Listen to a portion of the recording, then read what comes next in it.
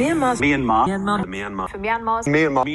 4 years ago, a coup plunged Myanmar into civil war, proliferating armed groups in a place already rife with ethnic divisions. With the country disintegrating, neighbors are alarmed. Myanmar is now 4 years into a civil war that shows no sign of abating. Following an October 2023 offensive in the northeastern state Shan, the military junta, known as the State Administrative Council, SAC, lost control over swaths of territory on the border with China.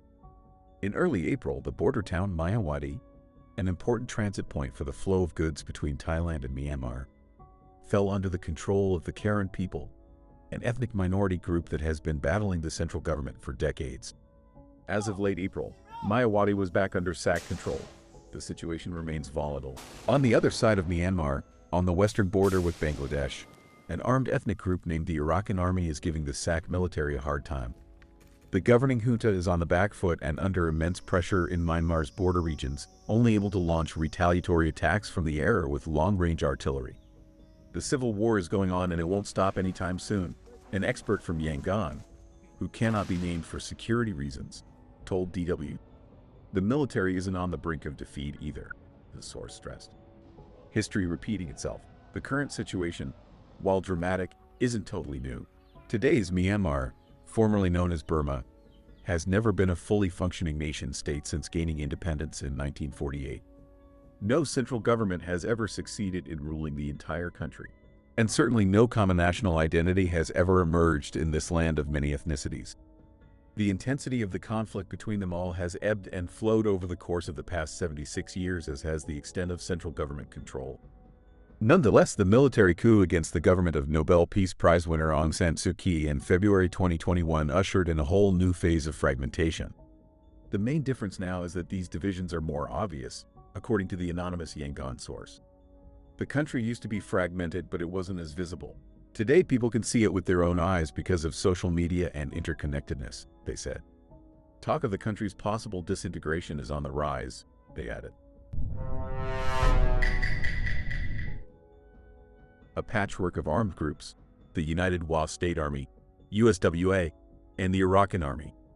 Since the coup, another 250 to 300 of the so-called People's Defense Forces, PDF, have been added to this list. These are thought to total around 65,000 fighters. Some of the PDFs are under the control of the opposition National Unity Government. Some act independently, and others are in close coordination with larger ethnic armed groups.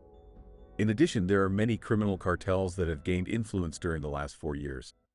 These also overlap with the military as well as some ethnic groups. Conflicts between ethnic groups persist, although the focus is currently on fighting the military junta. The conflict is not simply one against many, but many against many. It's not just the military against the rest, the Yangon expert explains. Could Myanmar fall apart? The question of whether the country could definitively fall apart is being taken more seriously, including at the United Nations and among diplomats. Charles Petrie, former UN coordinator for Myanmar, told DW.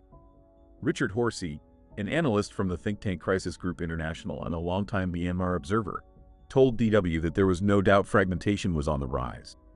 Nonetheless, Horsey doesn't believe Myanmar would collapse entirely and end up in violent chaos like Libya or Somalia, because Myanmar isn't a well-functioning, centralized state that has suddenly fallen into atomization. It's a country that was pretty fragmented. It's always been fragmented to some extent or another, he said. Will Myanmar hold together? 3 years after the coup, the center of Myanmar remains mostly under junta control, but the rest of the country is a kaleidoscopic array of competing influences, fiefs, democratic havens, and drug lord hideouts. Ethnic armed groups govern some areas. Administrators aligned with the National Unity Government have set up schools and clinics in others. No one is in charge in still other parts of the country, leaving residents lacking basic services and vulnerable to life in the margins.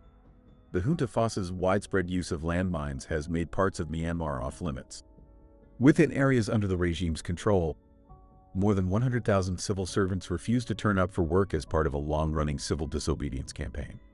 Many of Myanmar's most educated people are in exile or living in the jungles. Others are in prison.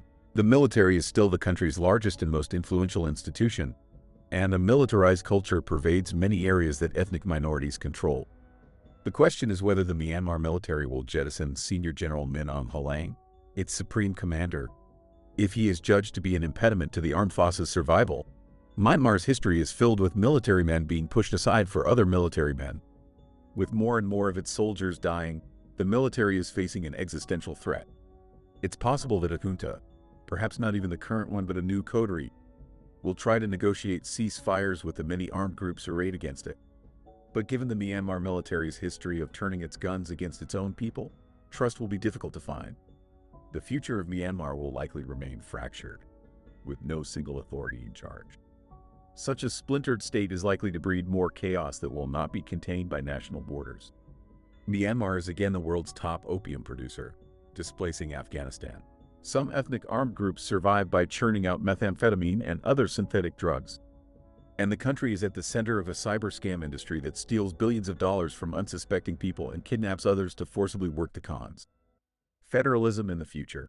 In the past, discussions on Myanmar's long-term future have repeatedly focused on how to build a political structure in which all ethnic groups are represented. The buzzword has always been federalism. Even today, there are efforts to build a federal democratic constitution, but the process is difficult. Some groups keep breaking off negotiations, others decline to take part. In the meantime, neighboring countries fear the effects of Myanmar's continued disintegration. India is building a fence on the border. Thailand is preparing for another influx of refugees. China held military maneuvers on the border with Myanmar in April. And Bangladesh will have to provide for the persecuted Rohingya people for the foreseeable future. Among neighboring countries, there is a self-serving and cynical foreign policy approach that keeps all options open, Chris Group's Horsey said. They understand the coup was bad. They understand very bad things are happening in Myanmar. But for their own interest, they've maintained close relations with the regime.